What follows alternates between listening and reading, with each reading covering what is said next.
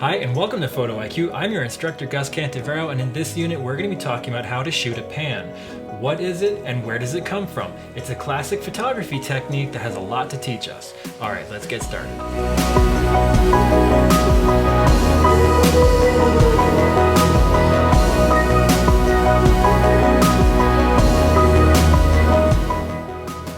The pan is a classical photography technique that most people have seen, but not everybody knows the name of. And the point of Photo IQ is that I'm trying to bring you a classical photography education and give you good fundamentals to understand why and when you use certain techniques. The pan can be defined as using a slower shutter speed while steadily moving the camera to keep your subject sharp and blur the background. That might be a little bit confusing, but as we show you some examples, you're going to understand what I mean. So if you look at this photograph as an example, I was riding on the back of what's called a tuk-tuk. It's sort of like a taxi cab in Cambodia, and most of Southeast Asia has very similar versions of these. They're called different things in different countries, but in Cambodia it's basically a scooter with a box on the back that people can ride inside, and it serves as a taxi cab. So we were visiting a international heritage site, Angkor Wat, which is a very, very famous location of ancient ruins from temples. So we were riding down the road, and there's a lot of people who were riding scooters or bicycles going in the opposite direction.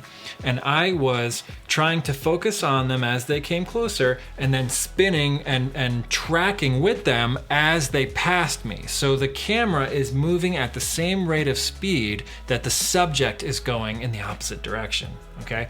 So if I were to use this camera as an example and I'm focusing on a subject that's about to pass me, and I'm going to track with them at the same speed, okay? And then at that point, you hit the shutter. There's two things happening at once.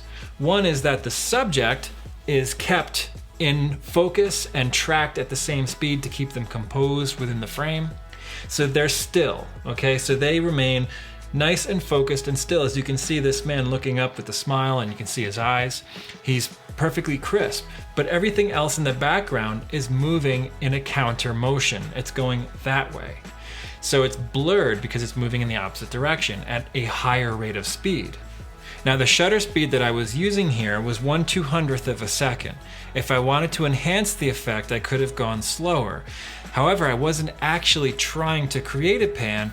I was just taking in the scenery that was so overwhelmingly different. I wasn't really thinking about what I could do. And that's one of the reasons why I'm trying to teach you this, because next time you're in a situation that's similar, you can play around and try to create that scenario. The effect that happens is a pan, even though I wasn't trying to do it.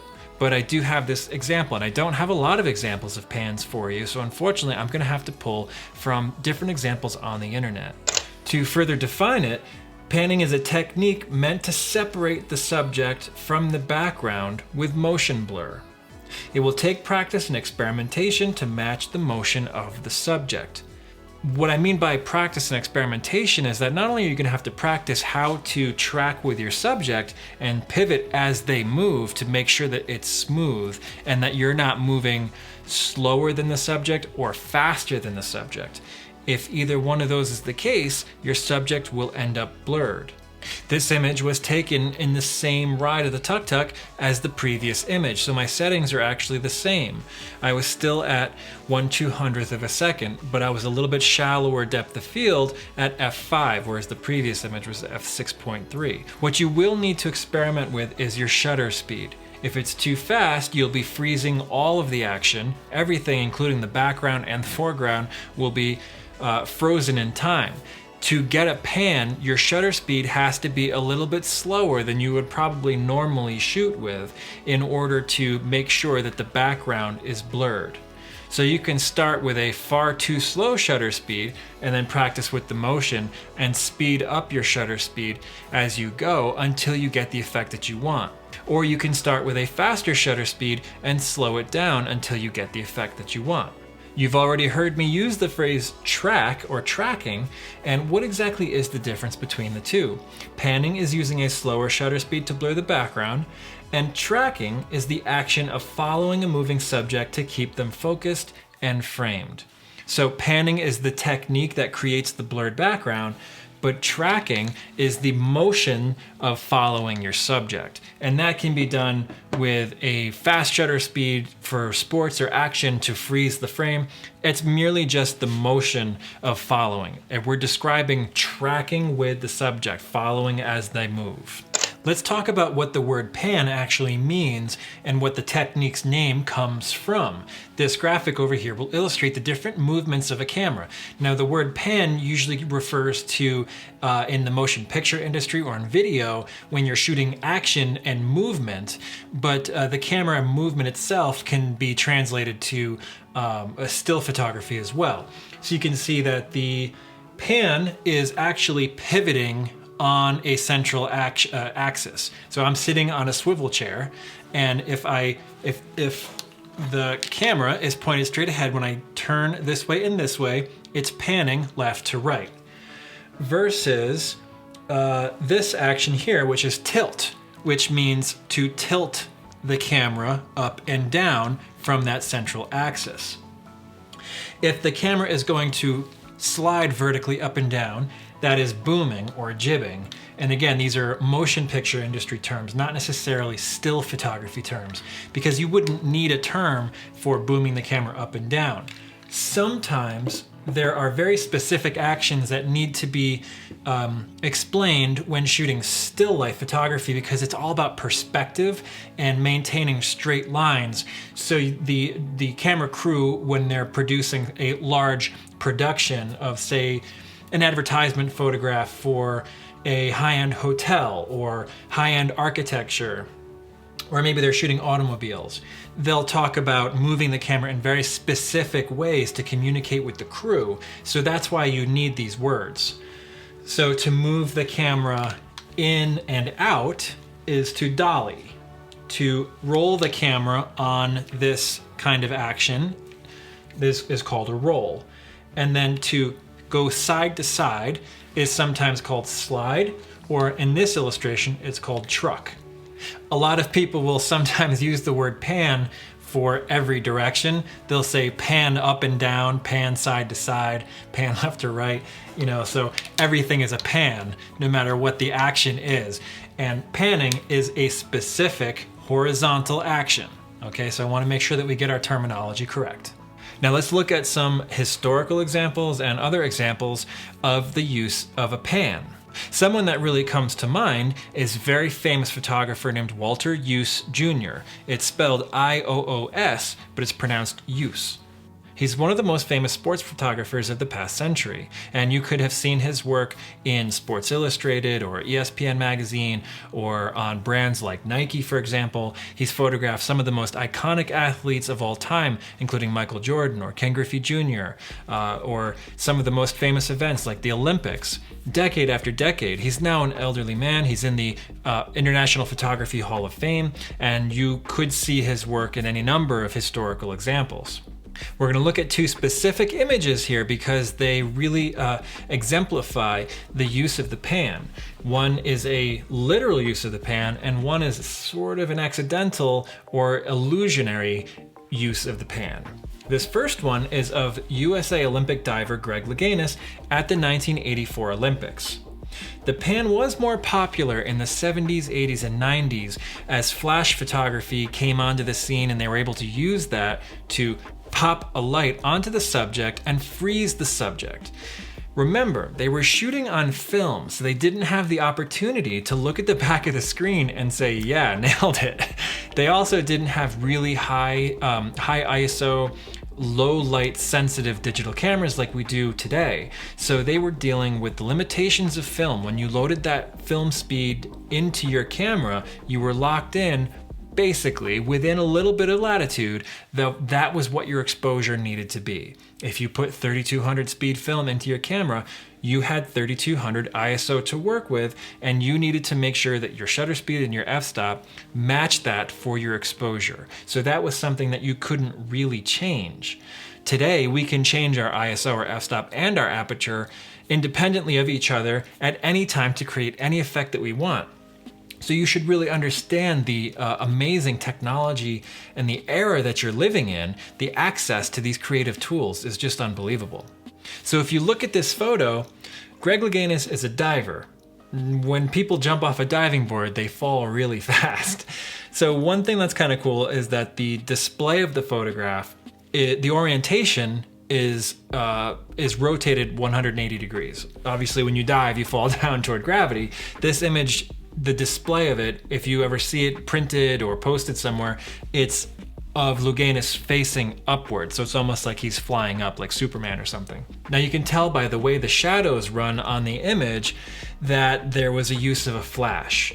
Now the flash, because it pops really fast, it has a very short duration, is able to expose the subject exactly the way is needed in order to have a proper exposure. So he can set the power of that strobe to match his selected shutter speed, f-stop, and selected film speed. So he knows exactly how much light he needs, he can dial the power, and then everything is matched, and then there's no question. He knows the exposure is going to come out.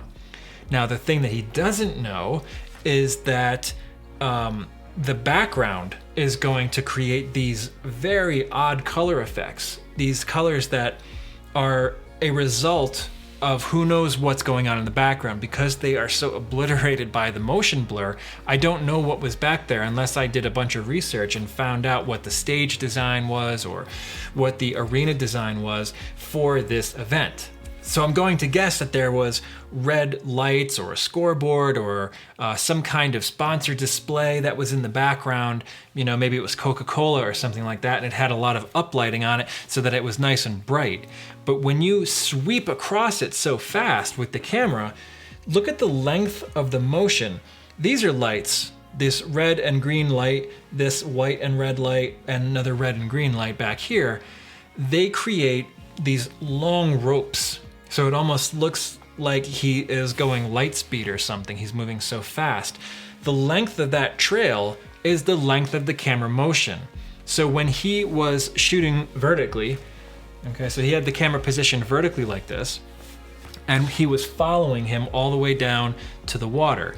So because you have such a short time to decide whether you want to take the picture or where to take the picture, he would have to be there during practices to make sure that, you know, the warm up and the practice the day before, setting this up, making sure that he knew what the image was going to look like. So he would shoot it, probably go and develop the roll of film, look at his notepad to say on this frame, you know, this is how long I exposed or how long the trail was or when I hit the shutter release. So he really had to practice to know what this was going to turn out. You really only have 1, 2, maybe 3 chances of that subject to get it exactly right.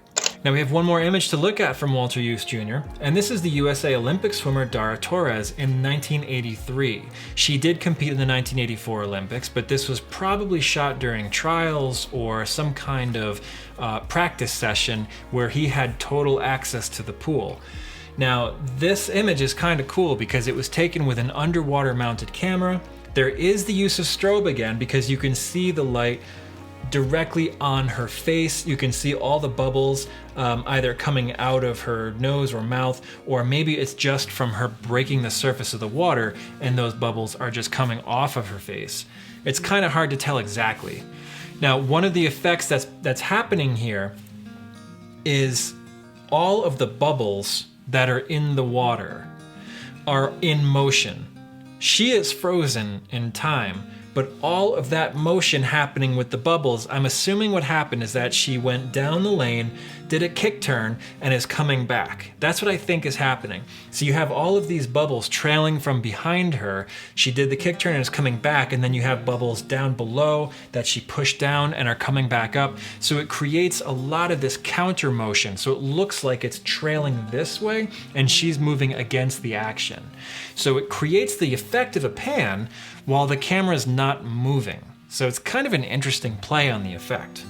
And then one more point about shooting on film is that, again, he had to be precise with all of his calculations. He had to know his exposure. He had to know that it was going to come out exactly the way he needed it because you only had a few chances. Maybe he could shoot a couple rolls of film, but you really could only ask the athlete to perform this move so many times before they become exhausted, or before the the advertising agency or the agents of the athlete begin to say, no more, we can't risk injury. So the photographer or the filmmaker, whatever they're doing, maybe they're shooting a commercial, they have to know what they're asking for, and they have to know exactly how to achieve that image. You can't ask a basketball player to perform 50 or 60 dunks in a row. You have to know that you are going to get it within the first few. As long as the athlete is performing that motion properly and their form looks good, the image needs to look good. Most of the time on these shoots, when photographers are working with professional athletes, sometimes they're only limited to 20 or 30 minutes, and then that's it. Here's another photographer that I know personally named Paul Bickford. And Paul is a sports photographer specializing in all kinds of action photography. In this image of a motocross rider, Paul is situated at a turn on the side of the path where he knows that this race is going to be coming by. So he goes and walks the course and finds a spot that he likes. Maybe he rides a bike or something, or maybe he has a motorcycle to get out to a distance, but he has to be able to get off the shoulder and make sure that everything he has is totally out of the way and hidden, because there could be a crash. Anything could happen at that point. So he needs to make sure that he's safe, he's protected, and he has a barrier between him and the motocross athletes that are going to be speeding by. If it's on a straightaway, he's probably better positioned and not really worrying about someone veering off and crashing into him. But if there's a curve or it's a spot where riders tend to try to jockey for position and pass, that could be pretty dangerous. Paul is using a flash here, just like in the last couple images that I showed you, because it helps to freeze the action, and you can see the rider's eyes very clearly. So that flash is coming this way. You can even see the shadow of the front tire positioned down here, so it's up kind of high. We know that just based on the shadows. Because the flash is only powerful enough to illuminate the rider and his bike, it's not enough to illuminate the whole background of the forest. But there's one giveaway. You can see this tree right here has a ghost-like effect to it, where it's kind of frozen, but you can still see through it in a way. So when Paul was shooting this, he was tracking with the rider, and then right at that point, nailed it, and everything else in the background that's lit up with natural light by the sun is in motion blur. So you can see the length of the motion of the camera by measuring how long the motion trail is. So when using flash, and I know most of you are not going to have the access to that, but it does give you sort of a practical application of how this can be used in professional photography. When you advance, maybe you'll be able to afford some flash equipment that you'll be able to use. If you have an on-camera flash, you can even experiment with that as well and see what kind of effect that you get. You could do it with someone dribbling a ball and then going for a jump shot, or a runner, or someone jumping over a hurdle, or even like a dog jumping over a barrier or something like that, chasing a ball. There's a lot of ways that you can use this effect. Let's look at just a few more images. Now, vehicles are good subjects. Why? Because they have a predictable path. They're not like a dog that's going to run and cut and turn and go the opposite direction and kind of like a spazzy, unpredictable way. Vehicles, need to travel along the road. Unless they suddenly hit the brakes or something, but that usually means something's wrong. So the predictability of tracking with a bike or a vehicle or a motorcycle are much easier subjects to practice with and learn the effect. And also because if you're positioned near a road, you know that more cars are going to come by. You're not going to be limited to one opportunity. If you're near a road that is even somewhat busy, there's going to be opportunity after opportunity all night long until you're done with whatever you want to do. In this image, the photographer is positioned across the street with a semi-telephoto viewing angle. I'm going to guess it's around an 85mm, maybe a 70mm lens. And he's shooting at 25th of a second, which is pretty slow, especially for motion, but he's at f13 to compensate for that. Because 1/25th of a second is quite slow for broad daylight, he's going to have to close his aperture and slow down his ISO in order to compensate for that and reduce the amount of light coming in. Otherwise, it's just going to be a white frame. Now he has somewhat of a medium telephoto viewing angle. He's shooting a fast-moving subject, and that creates high amounts of separation. You can see again by how long those motion blurs are that if you pick out some individual colors, like this magenta splash right here, it actually has that long of a motion. So because they are really sharp, now they're not like totally tack sharp, but they're sharp enough where you can be able to see each individual face and expression, which is very cool. You can see her hair across her face. And then the other effect that happens is that you can't see the spokes in the wheel because they're moving so fast. It just blurs them out, so it just looks like a tire floating around the axle. One other benefit of using a smaller aperture like f13 is that it gives you a longer depth of field to work with so that you have a little bit more room for error with your focus. Now, this is sort of an opposite end of the spectrum because this is a wider angle view. This is 30 millimeters and the person is much further away. So the photographer is further away to a smaller subject using 30 millimeters, and in order to get the same effect, you're going to have to track a lot further. So the shutter speed is only 1/5 of a second in this instance. And just like with the last one, it's at f20 to be able to stop it down and reduce the amount of light coming in. Once again, you can look at the length of that motion blur of these artificial lights over here, and I'm assuming it's a storefront, or actually it kind of looks like it's a merry-go-round in a way, because it has this cylinder on top and a cylinder on bottom, and there's vertical lights in here, so it kind of looks like it's a merry-go-round. And because of these artificial lights, you can measure the length and you can see how long the person was tracking with the subject. Just like in the last image of the motorcycle or the scooter, you cannot see the spokes in the wheel. They are blurred out and it just looks like a perfectly round tire around the axle in the middle. Again, same point as before, telephoto angles need a faster shutter speed because you'll be tracking faster. And this is a great photo of this dog jumping over this obstacle here, probably in a competition or something for dog jumping. And you can see how sharp his eyes, his nose, teeth, tongue, the whole top part of the body is totally sharp, and it's a really cool effect to have the background blurred. It just shows the sheer speed that the animal is moving. You can also see that the shutter speed is 250th of a second, but it's at 100 millimeters. So the effect is going to be multiplied by that telephoto effect, and the closer you are to the subject, the harder it's going to be to track, and the more dramatic the effect is going to be. So you can make it a little easier on yourself by giving yourself some space and backing up. As you get used to it, get a little closer, and then you can try again. If you have a dog that likes to chase a ball, you can have someone else throw the ball for the dog, and then you can practice back and forth, back and forth. In this image, going back to the beginning, one of mine, observe the counter movement here. The counter action can enhance the effect.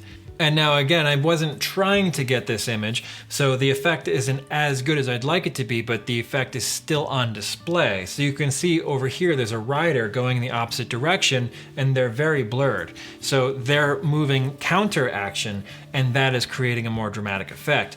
This guy was driving faster than we were, so I kind of saw him coming up from behind, and I tracked with him and then shot him just as they became parallel next to us. So because we were moving in the same direction and at a similar rate of speed, it was easier to get him exposed and framed up properly, and he's nice and sharp, whereas the background is really blurry and moving in the opposite direction. One interesting way to try this technique out would be to actually shoot from the passenger window of a moving vehicle. In this example, you can see that there's a motorcycle that's either on an on or an off ramp, and the car is moving at a similar rate of speed. So you can actually just kind of hold the camera locked in position and let everything else do the work. You don't have to do any special movement in order to keep the subject in frame because you're both moving at the same speed. So you can see the illustration of what's happening here as the rest of the world, the background, flies by at a rate of speed. The two things that are the same are the camera and the subject. They're both moving at the same rate of motion. I'm going to introduce you to another friend of mine, photographer Neil Landino. He typically shoots interiors and portraiture and architecture, but one of his interests is shooting landscapes using a pan technique. You can see an example here of shooting a pan of a landscape. So a pan can be used for artistic effect as well as other action photography uses. That's why I want to teach this to you, because it has so many different uses. In this example, Neil is shooting this oceanscape at a 1/13 of a second at an aperture of f9 with a focal length of 50 millimeters. One of the very interesting effects that take place when you're shooting something like a beautiful sunset or sunrise is that all the pastel colors that you can see on the horizon and in the clouds become perfectly blended and softened at the edges. The last thing I want to mention is some of the exposure details of these images. The green one on the left is shot at a 1/10 of a second, f/22 at 160 millimeters. So you can imagine how fast he must have been panning the camera in order to get these long strands of color that are blended into each other. On the one on the right, it's exposed at 0.6 of a second, so almost a half second in length, which is quite long, at f/22 and 24 millimeters. So that's a very wide angle. As we mentioned, the wider the angle lens, the faster the motion is going to have to be, or the longer the exposure is going to have to be in order to get the effect. And by using a slow shutter speed, he's able to soften all the details in the frame, including the waves or the ripples in the water, creating a very serene scene with very soft color effects. Now here's a few things to remember when you go out and try to practice. Practice with predictable paths like cars and bikes. If you want to shoot manually, focus beforehand by choosing a target spot, the point which you intend to shoot, then track the subject until they reach the desired spot and hit the shutter release. What I mean by that is if you know where you are, where you're going to stand, and you know the point where you're going to shoot, focus on that spot. Let's say that spot is 15 feet away. Okay, so you set your focus ring to 15 feet. Then you watch as your subject starts to come into the area, track with them, and then shoot when they reach that desired point, and it will be in focus, okay? When the cars are oncoming down the road, they're not gonna be in focus because you're focused to 15 feet. When they get to that point, shoot, they'll be in focus. You can try out your autofocus system. Most cameras have a continuous mode, which will keep a moving subject in focus. So you'll be able to focus with them, lock on as they approach, as you pan with them or track with them, shoot at the desired point, they should be in focus. However, the autofocus will not continue to work while you're exposing. So if you have a really slow shutter speed set, let's say it's a 1/4 second or half a second, it will not continue to focus during that time. It'll only be focused until the point that you hit the shutter release. So what that means is if an object is moving out of focus or getting further away or closer while they're in motion, they may actually be blurry in the final exposure because they're literally coming out of focus as they get closer or further away from you. Now, because we're trying to create this effect with various shutter speeds, your shutter speed is going to have to be locked. So you're going to have to compensate for your exposure by using your ISO or your aperture. So if you have a slow shutter speed, you're going to have to increase your aperture in order to compensate for that, or lower your ISO to make it less light sensitive. You'll need to experiment with the shutter speed in relation to focal length and subject speed. A good place to start is a 1/30 of a second and adjust from there. And of course, what I mean is the wider you have, the lower your shutter speed is going to have to be in order to get the effect. The more telephoto your lens is, the slower the shutter speed that you can use to get away with it because it's going to be tighter and more dramatic. You need to track smoothly from side to side. Any up and down motion is going to ruin the effect completely. And you'll notice because in all those images, the lines were perfectly smooth, right? But if you're moving and you're bobbing up and down, what's gonna happen to the effect? Well, that car is moving perfectly parallel. It's flat. So if you sweep upward, you're not gonna be tracking smoothly with the car as it moves. If you have image stabilization on your lens, definitely give it a try. It's gonna help out a lot. It's gonna negate some of that micro vibration up and down and keep you tracking smoothly from side to side. Now it's time for your assignment. Shoot a pan in 2 different locations. Each pan should consist of a 5 image shutter speed bracket. For example, shoot at 1/10 of a second, 15th of a second, 20th of a second, 25th of a second, and a 30th of a second. Of course, those numbers are going to vary depending on your focal length and particular situation, and the speed of the object that's moving. Think about creating a good image, consider background color, artificial lights, and counter movement. If you live close to a downtown area with a lot of lights, definitely go and give that a try, because those lights, like Christmas tree lights or things like that, are going to create some really cool background effects.